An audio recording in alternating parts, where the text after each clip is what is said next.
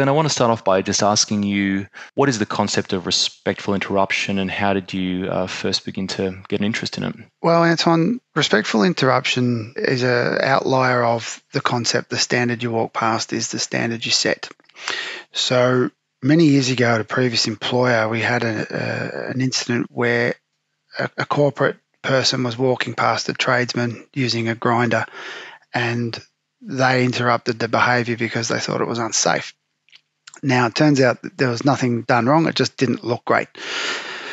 But the tradesman asked an interesting question to us. He said, well, how can I say that this person hasn't bullied or harassed me? Because they clearly don't know what they're doing, yet they feel comfortable interrupting me at what I do.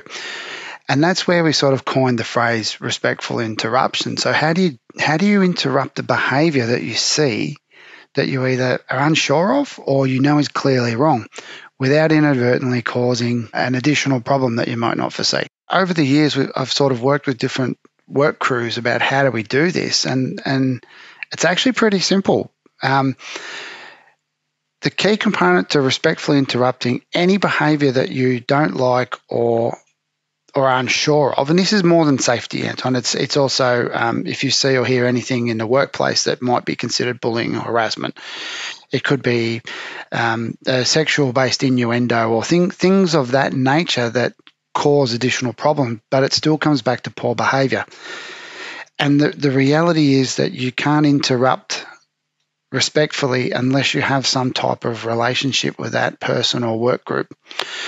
And point in case is the corporate bean counter versus the tradesman. They never interacted during their work days, so therefore there's no informal relationship there. The two people didn't know what language style, what communication style, what words were all acceptable for them.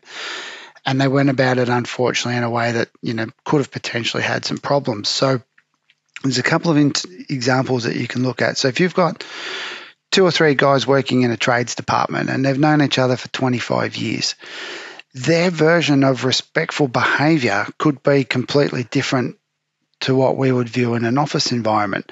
But it's perfectly okay for them to interrupt themselves in that fashion, if that makes sense.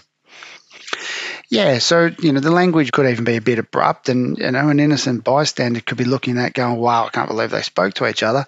But because there's an existing relationship there, then that's okay for those guys. They don't mind too much. Conversely, with a couple of people working in an office environment, they might have known each other for a long period of time and they're familiar or they're friends outside of work. So their version of respect is quite personal. And that's the key component to this. If you don't know that person well, if you don't have a relationship, it's still okay to interrupt their behavior, but you just need to be really careful about how you do it. And what I could recommend is basically using really high-class manners. Put your hand up and go, hey, can I get your attention? Sorry, mate. Can you just explain to me what you're doing there? It doesn't look right to me. I'm very clearly I don't do what you do. But if you could just explain it to me so I'm comfortable, that'd be great. Yeah, it sounds very similar to the approach you would use of owning the problem when you're describing to someone not, you're doing the wrong thing or you're breaking the rules, but this is the way I'm feeling right now about what I'm seeing. Can you just explain to me what it is you're trying to do and not put it forward in an aggressive or confrontational way? Is that a fair summary? Absolutely, yeah. So if you don't know them, it's okay you can confront somebody in a really passive manner. Whereas if you know them, the other complexity of this is even if you know the person and you have a solid relationship with them and there's other people around, you still need to abide by the behaviour standards set by the organisation. You can't just say whatever it is that you want to say because you could upset somebody else. And this is the challenge of this. We don't want to stop unsafe behaviours or poor behaviours and inadvertently create another problem down the line if somebody doesn't like the way you've done it. You gave a good example of 2 employees from different sort of workplace cultural backgrounds. Do you find that it's also a challenge between, let's say you've got 2 employees that are in the same kind of area in a business, but you've got a discrepancy in either age and experience where, okay, it might be 2 people in trades or 2 people in an office environment, but one is experienced and one is new to the organisation? Or there could also be a power difference as well, that you've got someone who's kind of quite high up the hierarchy versus someone who's a frontline employee who sees something they don't like the look of. Do you have any tips around how that can be addressed when the differential is around experience and power? Yeah, and unfortunately, there needs to be a little bit of bravery attached to that decision. So, if you're, for example, if you're relatively new to a role and you have an experienced person setting something behavior that you're not really sure about, it's still okay to ask them, but get them to explain it to you in a way that gets them to understand that the rules are being broken. It's a bit of a challenge at times. Whereas, I guess if you've got a tradesman taking shortcuts, interrupt them, absolutely. Even if you're the second year apprentice, because at the end of the day, you're working with them. You want them to go home, and it's okay for them to get annoyed at you, but you've still interrupted that behavior at that point in time. I guarantee you, at the end of the day, the person's not going to think that badly of you for, stopping them from drilling into an electrical wire or something like that. It sounds like you'd need a very positive workplace culture to underpin some of these behaviours as well, because ultimately, if you are a junior person and you interrupt someone more senior in a way that they don't appreciate, if the tone that's been created in that business is such that the most senior people have said that's okay to do that, you must do that, and if you saw me cutting across the car park instead of following the walkways, I would expect you, I would want you to shout out. If the senior people have set that tone, then that's much easier for the junior one to put their hand up and take a risk, as opposed to if it's a punitive environment and they're going to get just shouted down and, potentially if they're, let's say they're a casual employee asked not to come tomorrow, that's obviously a scenario where they wouldn't take that risk necessarily. Yeah, and absolutely, and I guess that's one of the sad realities of life at the moment. I think most organisations are really pushing for positive behaviours. Most leaders are pushing for positive behaviours because they understand that the bad behaviours drive high absenteeism, high staff turnover, high recruiting costs, poor employer choice records and things like that. So the better the culture, the less of those type of expenses they have. And nobody wants to be on the front page of the newspaper. When you get that sort of messaging from the leader, that tells you that you can interrupt the behaviours at any point in stage. And it's just, you need to understand your relationship with that individual. So if you have none, be very, very respectful and be very non-aggressive, even passive to it. But if you have a relationship, speak to them within the confines of that relationship. Don't exceed them, because then you're being disrespectful, and it's not the intent of what we're trying to achieve here with this conversation. So even if the CEO is doing something wrong, it's okay to talk to them. Do it in a time that is appropriate to do so. But if your organisation is not a safe spot to do that, you need to think very carefully about doing that.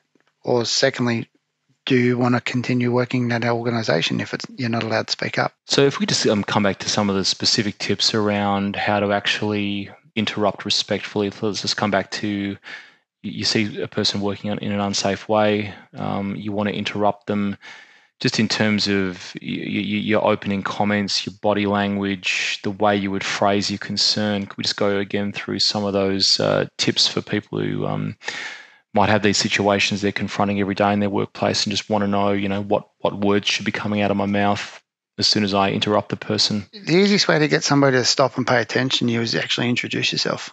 So if you don't know them, just, hey, how you going? I'm Glenn, or I'm Anton.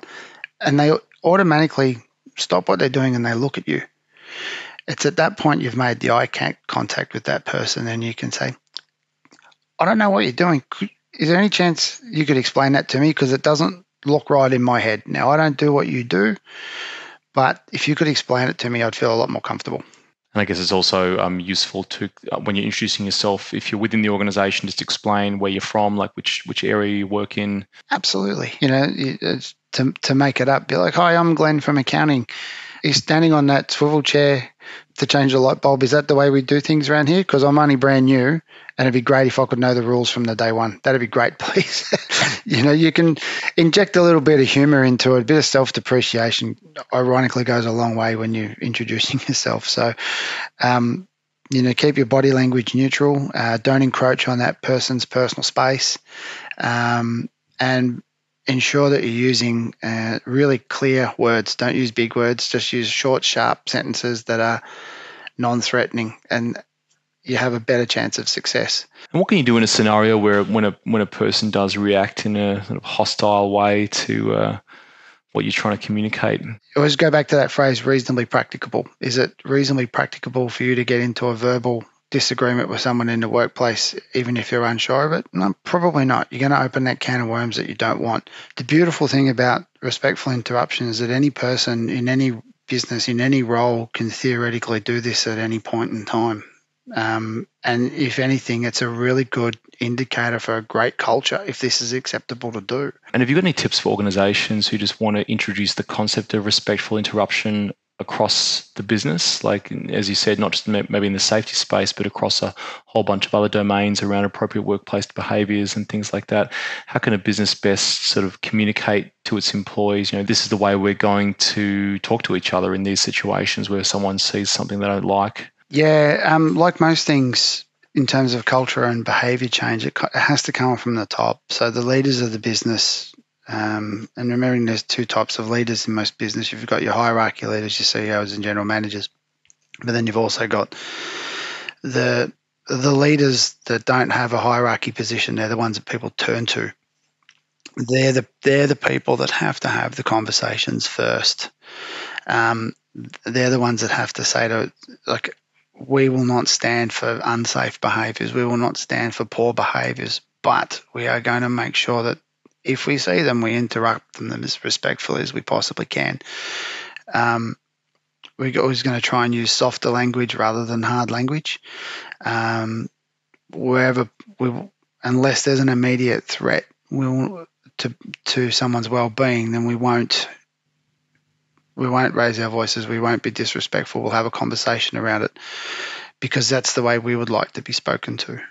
And that's the key point. If you want a complete stranger yelling at you, don't yell at a complete stranger yourself. Anything you want to say in conclusion, Glenn? I think we've covered most of the main points. It's been a very informative discussion. Anything you want to say in wrapping up? Yeah, I mean, the beauty of doing it, this sort of thing, is it doesn't cost you anything. It's got a lot of upside to this. Not only do you, for all of your safety behaviours, but workplace behaviours in general, and the principles of this can be applied in safety and HR, even in IR-related matters. Like if there's a lot of upside to changing the culture and being able to respectfully interrupt something that you're not sure of. Power ahead, and if you need any help, any guidance, feel free to reach out. That's why I'm here. Great. Thanks, Glenn. Thanks, Anton.